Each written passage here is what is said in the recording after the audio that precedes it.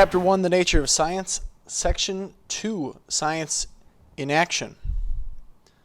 Our objectives for today. Students will identify some skills that scientists use. Students will define hypothesis, and students will recognize the difference between observation and inference.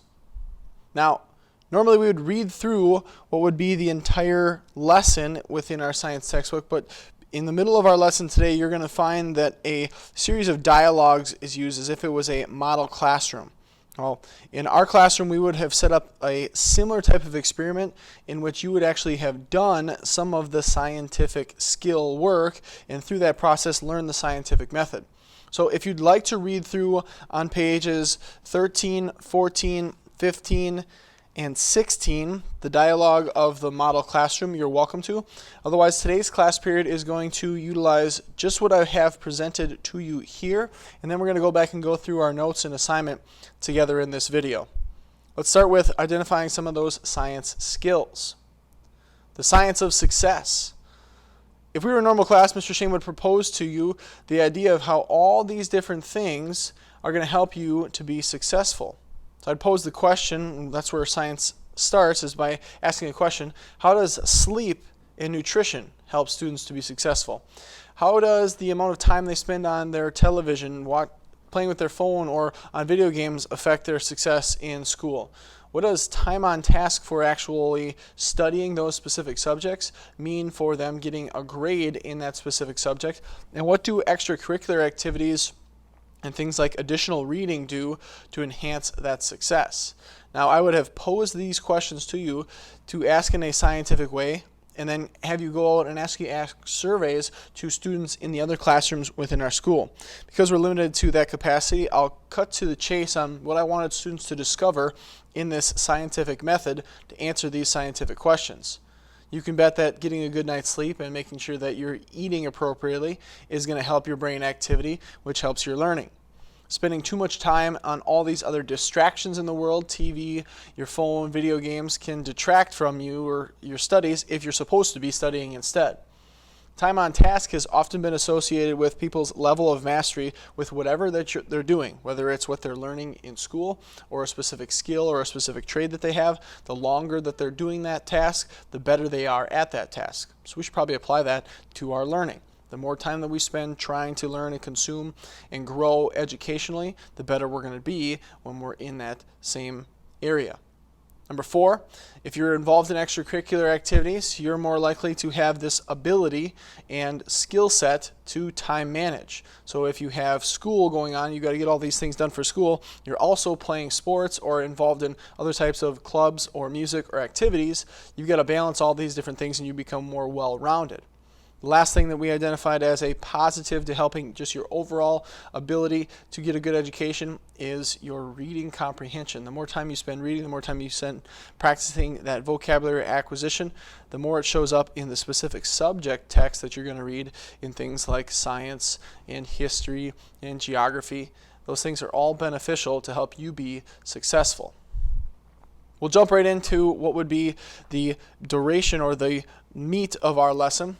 And it talks about how we would go about practicing science and the skills that scientists use on a regular basis. The first thing that we're going to need to know and refer to often is the scientific method.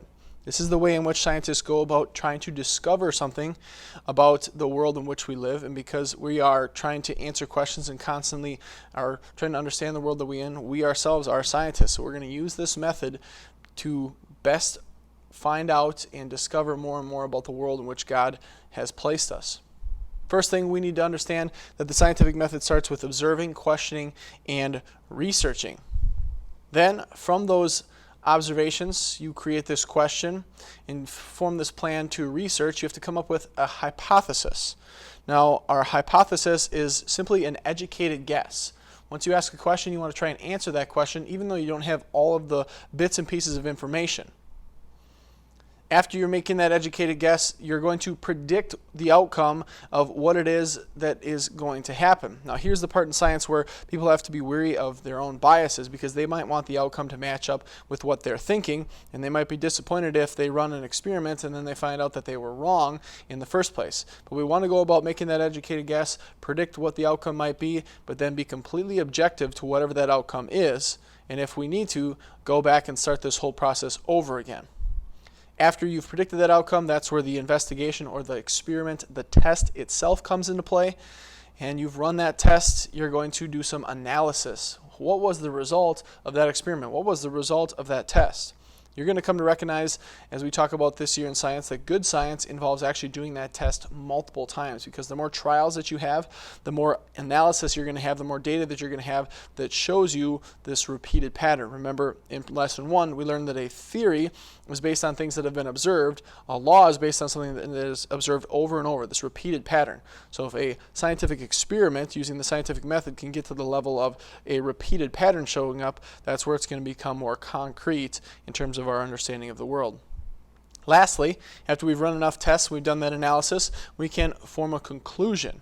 And then we can communicate what we have found with other scientists or with other people to let them know, hey, here's the experiment that we ran, here's what we found. Does that match up with what you have found? Or is it something that is completely contradictory to what is normally accepted as science information in the world? Guess what?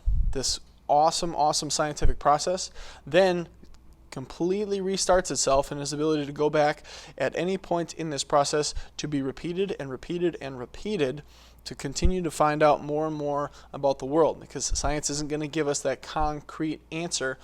Obviously, things in our understanding in the world have developed quite a bit over a long period of time. The second part of today's lesson is going to be in understanding the difference between what would be an inference and what would be an observation. See, I've got this picture on the screen here that shows all of your 5 senses. Those 5 senses are used for one specific thing, to take in information. Your body is constantly trying to take in information through these different vehicles. Your sight, the sounds that you hear, the smells, the taste, and the touch are all ways in which your brain is going to process things in the world. So scientists are constantly using these ways in which they're making observations and then noting those things down as they are completing an experiment to gather this data. Now, an inference is different. An inference comes from those observations. The inference is what I am trying to understand from what it is that I have observed. A scientist infers a conclusion based on observation. So the observation takes place, then my thinking and my analysis comes into place, and I make an inference. I try to explain what it is that I have observed over and over and over again with those repeated trials. When a scientist is conducting an experiment, there's a couple things that go into how that experiment has to be set up. Otherwise, again, it's going to have some type of bias and might not give you the best results. A controlled experiment is one type of scientific investigation in which a scientist tries to control one aspect, keep it completely the same, and then change another. If you control one aspect and change another, now you have an easy comparison between these two things that have obviously a stark difference. Number 1 says that factors that can be changed in an experiment, we're going to call those variables. There's 2 types of variables that it lists in your textbook. One of them is called an independent variable. That's the variable that you're going to change and manipulate. The second is a dependent variable, a variable that changes as a result of the independent variable. There's a couple ways in which I could give you an example of this. For example, if you're trying to find out if some type of new drug or medicine works for a specific group of people, you're going to take a large test group. Half of those subjects you're going to give what's called a placebo. You're going to give them a fake piece of medicine and say, take this and tell us how you feel. After they've taken that medicine for a longer period of time, they're going to report their findings. And the other half of the people that have taken that real medicine are then going to report their findings. The half that has taken the placebo effect, the fake medicine, should have relatively similar results, and the ones that have taken the actual medicine itself are going to give the results that then can be compared to what would be that baseline. So the independent part, the variable that's changed, is what those people would be taking in that exact trial. Another example would be to say, well, what type of workout is more effective for, let's say, strength gain or trying to lose weight? Because a lot of people are trying to make sure that they're being healthy. You would take two groups of people and have them do two different types of workouts. Other variables that you could change would be what type of diet they have, especially if it's for weight loss. So whatever you're changing amongst two different test groups becomes that independent variable. The dependent variable then is the variable that changes as a result of the independent variable. The dependent variable in our first example would be the symptoms that the people felt while they were taking the medicine or the relief that they felt from that medicine itself. In the exercise example, the dependent variable would be obviously their weight loss or their strength gains based on what type of experiment you're running with two groups of people doing some type of workout or diet challenge.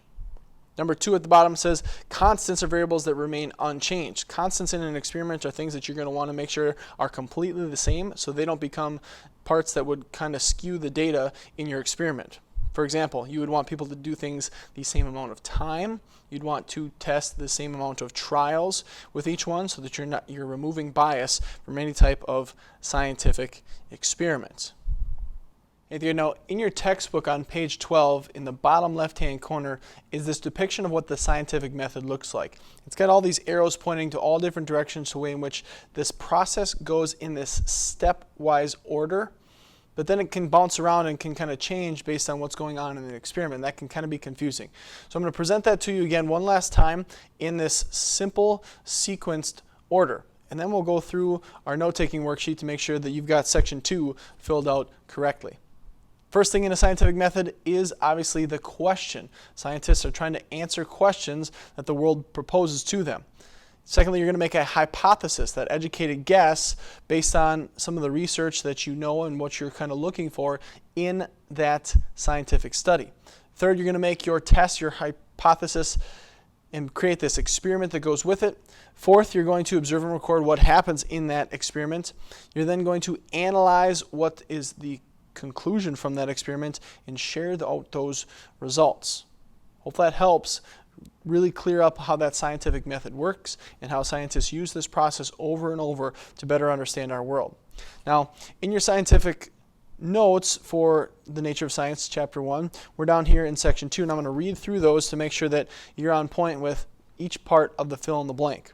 Letter A says, the scientific method includes observing, questioning, and researching, forming a hypothesis is predicting an outcome, investigating, analyzing, forming conclusions, communicating findings, and repeating that same process. See how that matches up with our 6-step scientific method. Letter B, scientists infer conclusions based on observations. That means they've come to a conclusion in their thought process, in their thinking, based on what they've seen. Remember, we use those 5 senses as the tools to identify what it is that we're looking for and to take in that information. Letter C, a controlled experiment is one type of scientific investigation. Factors that can be changed in an experiment are variables. Constants are variables that remain unchanged. Now, your textbook goes into the importance of laboratory safety. When you're conducting a scientific experiment, there are things that you're going to see scientists do. They wear that white lab coat, they've got glasses, they're going to be very, very careful. Now, in the concept of what we have in terms of virtual learning, our ability to do an actual experiment in class is limited. So we're kind of going to get past that safety aspect. If we were in class, or if we get the chance to go back in class and we're going to do some type of experiment, Mr. Shane will teach you all about what those safety precautions are going to be in order to conduct scientific experiments the appropriate way. Otherwise, you've got your assignment to take care of in Lesson 2, this reinforcement. It's called Science in Action. At the top of the page, you have a word search, and all of those terms that you find in that word search actually match up with each of the problems for numbers 1 through 6. So any of these fill-in-the-blank answers that you find here should be able to be found within this word search. So these two kind of check each other. If you find 6 words up here, you've got 6 answers down here. Just make sure that you have those appropriately in the right question. Number 7 says specifically, what is a controlled experiment? Give an example. If you watched our video, I think I gave 2 examples of a controlled experiment in which you have one thing that's going to remain the same and one thing that changes. If you can think of another, throw it in there as your example. Thanks. Have a good day.